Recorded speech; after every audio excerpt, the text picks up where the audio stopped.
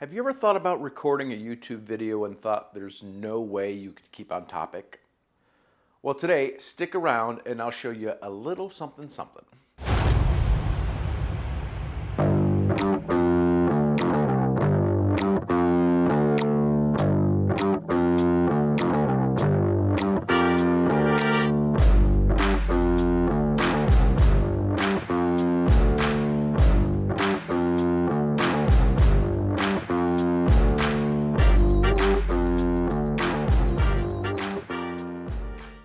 Hello everybody, welcome back. If this is your first time dropping in, welcome. This is Raf's Reviews. I'm Raf, and on this channel I say don't spend your hard-earned money on something that may not fit your needs. Let me try it out for you and help you decide if it's something that you should buy. So today's video is not sponsored. I purchased this on my own, decided to make a review on it so that way you could see.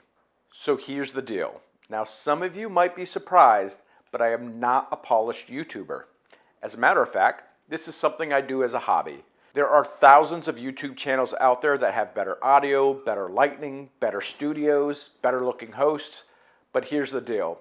A lot of those creators focus a lot of their time on their channels.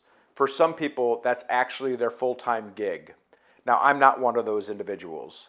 I have a lot of competing priorities, work, children, life in general, so I don't have a lot of time to dedicate to creating content. It is just something I enjoy as a hobby. Now, I started this channel because I felt like every review I saw was either missing something or I couldn't even find a review for something that I was looking for. And I wanted to create a space where you, the viewer, could tell me what you want to see or what you would benefit hearing about a review. Anyways, my point is I do not have time to rehearse what I'm going to say or do, so that's why I purchased this. So this is and I'm sure I'm going to jack up the name, of the Calihoot Teleprompter. It attaches to a tripod and also comes with a Bluetooth remote, so that way you can scroll through your script. So inside the bag, we have some brackets, the screen itself, and the hood. Okay, so for assembling the teleprompter, we're just going to take our reflective screen. So you'll see you have a flat side and a side that has some reinforced corners. So the flat side will be pointing out. Just think when it mounts, it's going to sit like this at an angle. So we will take our one end of this hood is one straight flat piece. So that's going to go on your top. And then on your little flaps, you have some Velcro. So we'll run those down the sides.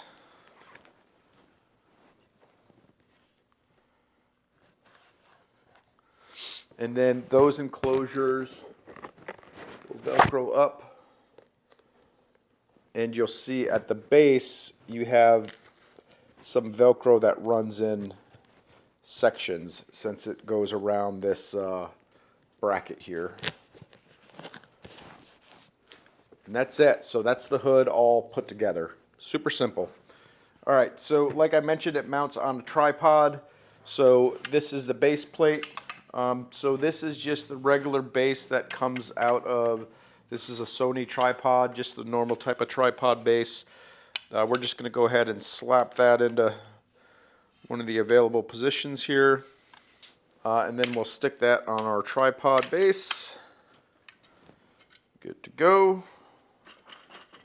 And now it does have this thumb screw here, so if I wanted to mount it into my camera, I could just screw it into my camera's bottom shoe. I use these Ulanzi Fall Cam quick releases for everything. So I'm just going to put that on there. So just a thing of note, if you are using like a quick release type of thing, just make sure that the stops, so for instance, pull this off real quick. For these quick release systems, not sure if you can make it out, these little posts here are stops so that the camera can't slide all the way through. Obviously, since the camera is going to load into the projector, we want to make sure that the stops are forward so the camera will slide in from the back. So I wouldn't put it on the sides or anything else. I would literally just put it so that the stops are going forward. So I'm going to keep that kind of loose for right now as we get the rest of it set up, and it'll make more sense later on. So last thing to do is just to put this projector piece on there. And that's it. So obviously I'm recording with my camera right now, so you won't be able to see that, but the camera lens just goes here into this hood, and then you cinch it around the lens to keep all the additional light out. And then up front, this is where your iPad will sit, and it will adjust all the way out to, you know, that 12-inch iPad if that's the one that you're using. So we can just do that and then just crank this screw down, and it'll kind of help hold it in place so it doesn't just flop out. So that's the install. Let's continue on with the review. So once we have our camera all set up inside the teleprompter, we go ahead and load our script into the app. The product does come with its own app. Now I personally type everything out in Word and then just import it into the app. It's super easy. Then you just make sure that the orientation is correct, and off you go. So now, as I'm recording, what you see is a good little content creator looking at the screen, but what I see is these scrolling words. It's a win-win, people. So I can see what's going on. You don't see the fact that I'm a bumbling idiot, and it just works out great for the both of us. I mean, I probably need more than just this teleprompter to not make me look like an idiot, but that's besides the point. So that's it. Super quick, easy review. Now, as usual, we know that there's pros and cons to the products. Here's my thoughts on those. So prior to owning this, I try to like mount my phone on the tripod somewhere that I could read the script, but it's also very difficult to find the sweet spot, so you can't see the camera in the shot or you can't see the phone in the shot, but it also looked like I was looking into the camera, and as my kids would say on the first video that I made, "Dad, why do you look high?" Well, kids, I'm old and blind and trying to not look like I'm obviously looking somewhere else to read something. So this product does keep me looking right at the camera, no matter how awkward it is that we're staring in each other's eyes right now. But I can change the font size so that way my blind self can read, and adjust how fast or slow the script scrolls, so that way I can keep on a good pace and I'm not trying to catch up to wherever that script is. Also, the build quality is really good. Everything's made out of metal. The base is adjustable to accommodate multiple iPad sizes. Like I showed you, even up to the 12.9, and it kind of clamps it in place so I don't have to worry about it falling over and becoming a very expensive cue card.